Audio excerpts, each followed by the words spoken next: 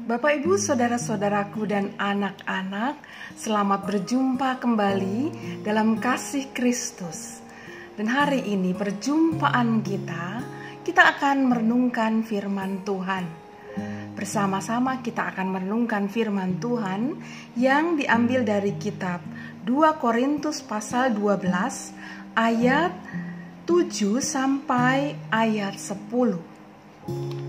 Kita akan bersama-sama berdoa terlebih dahulu sebelum kita merenungkan firman Tuhan. Mari kita berdoa. Ya Bapa, sumber kehidupan dalam kehidupan kami. Kami bersyukur karena dalam pencarian kami, di tengah berbagai macam tantangan kehidupan kami, Tuhan selalu menampakkan diri-Mu. Dan itu sebabnya kami menjadi kuat dan bersemangat. Pada saat ini firman-Mu kiranya menolong kami untuk kembali melihat betapa berharganya diri kami. Dan terutama itu memang karena Engkau sudah menghargai kami terlebih dahulu. Inilah kami ya Bapa, anak-anak-Mu yang sudah siap untuk menerima firman-Mu. Di dalam nama Putra-Mu Yesus Kristus kami berdoa. Amin. Inilah firman Tuhan.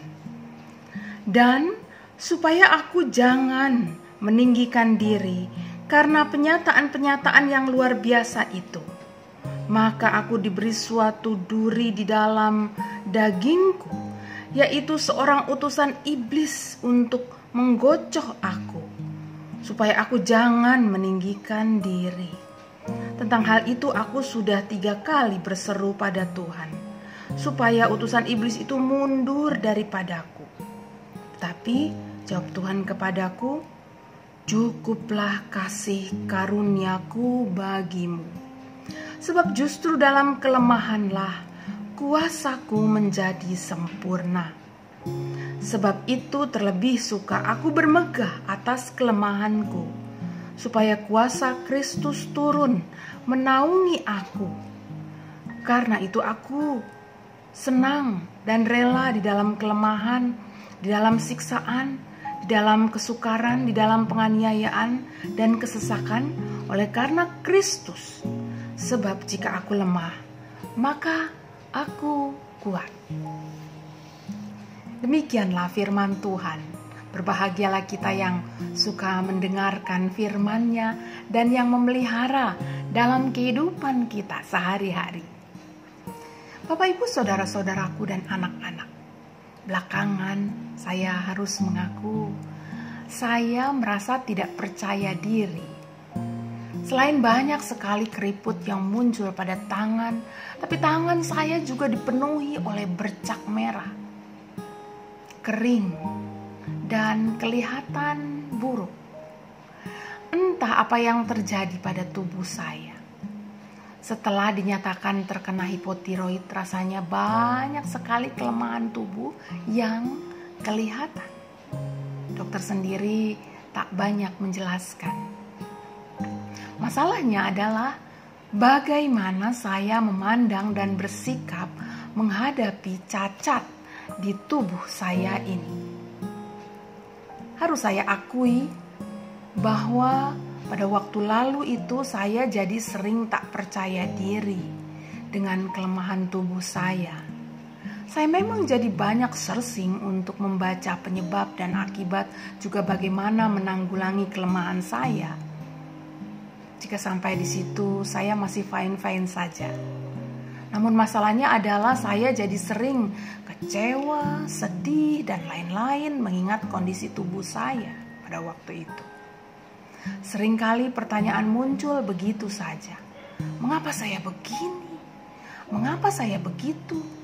Apa salahnya saya? Dan lain-lain. Lalu kecewa, sedih, khawatir, dan lain-lain datang.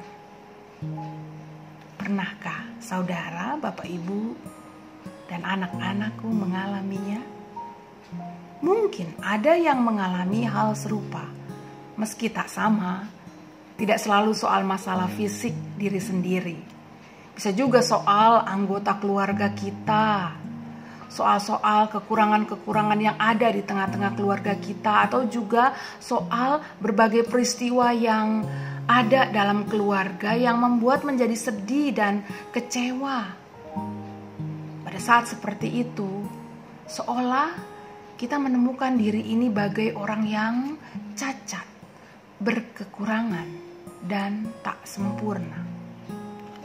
Bapak, Ibu, saudara-saudaraku, dan anak-anak, dalam situasi pencarian di atas, lalu Tuhan menuntun saya dan saya menemukan. Dalam kisah Alkitab yang kita baca tadi, kita menjumpai Paulus. Bagi kita orang percaya, Paulus itu kan adalah sosok hamba Tuhan yang setia. Paulus menjadi teladan dalam kehidupan orang-orang beriman. Namun, tahukah saudara bahwa Paulus demikian sempurna itu? Paulus yang demikian sempurna itu malah juga adalah seorang yang mengakui diri sebagai orang yang cacat. Ia mengatakan bahwa ada duri dalam dagingnya. Para penafsir menyatakan bahwa pernyataan Paulus bahwa dalam dirinya terdapat duri dalam daging menggambarkan bahwa Paulus mungkin memiliki gangguan seperti godaan-godaan terus-menerus yang bisa membawanya kepada hal yang buruk yang lahir dari dalam dirinya. Atau mungkin Paulus memiliki masalah mata, atau migrain, atau epilepsi, atau bisa juga dia adalah seorang yang gagap bicara. Nah, apapun itu, Paulus menyadari bahwa ada kelemahan dalam tubuhnya yang dapat menghantarnya pada ketidakberdayaan karena dikuasai kekecewaan, kesedihan, kekhawatiran, dan lain-lain. Dalam kelemahan atau cacatnya ini, Paulus malah diperkenan Tuhan untuk melihat dan menyalurkan kebesaran Allah. Itu yang kita lihat, kita imani terjadi dalam Paulus. Saya jadi teringat kata Sujiwo Tejo. Ia mengatakan bahwa orang sakti itu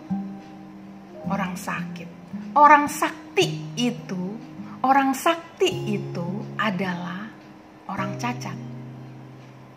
Orang sakti itu adalah orang cacat. Lalu ia menyebutkan sang punakawan untuk menunjukkannya. Petruk misalnya, yang cacatnya adalah kurus, tinggi, dan hidungnya panjang. Petrus adalah seorang yang mampu melihat segala sesuatu dari sisi kehidupan yang lain, yang menjadikannya sebuah gurauan yang kemudian bermakna mengingatkan sekitarnya. Itu Petruk. Lalu ada Semar yang bermata sipit. Tapi Semar, meskipun matanya sipit, ia adalah seorang yang rendah hati, jujur, dan mengasihi sesama. Juga ada Gareng yang juling matanya, pincang kakinya. Namun ia adalah seorang yang memahami realitas hidup ini tidak selalu dari yang kelihatan. Dan dia juga adalah orang yang berhati-hati dalam kehidupan.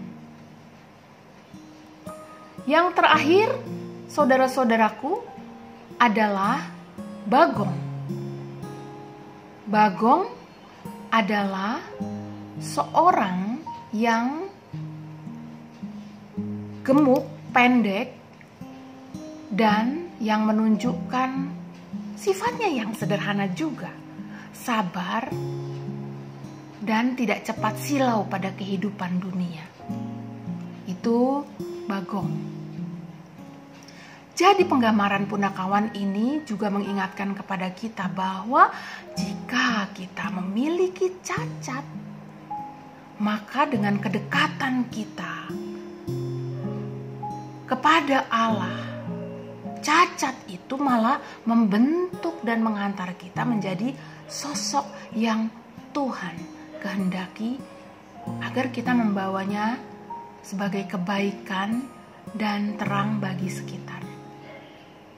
Cacat kita di hadapan Tuhan disempurnakan Tuhan menjadi pengaruh positif bagi dunia.